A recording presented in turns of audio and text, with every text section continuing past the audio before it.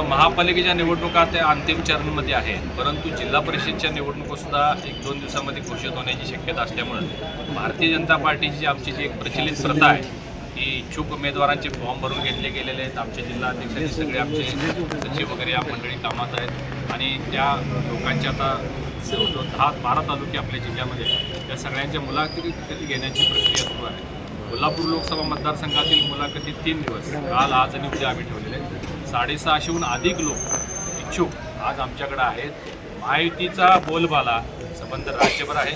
प्रमाणात सगळे ताकदवान लोक आहेत. त्यांची मुलाखत घेण्याची प्रक्रिया सुरू झालेली आहे. ही मुलाखत झाल्यानंतर त्या सगळ्या याद्या, ही सगळी नावं आम्ही प्रदेश स्तरावर पाठवू.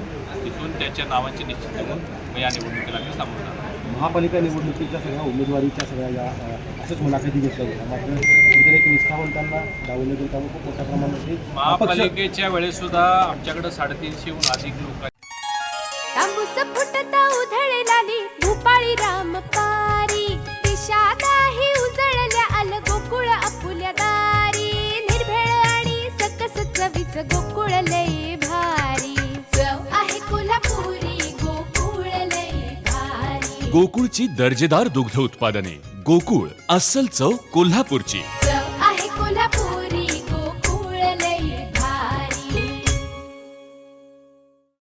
महाराष्ट्रातील ताज्या घडामोडी पाहण्यासाठी लाईव्ह 24 तास न्यूज चॅनलला सबस्क्राईब करा आणि बेल आयकॉनवर क्लिक करा.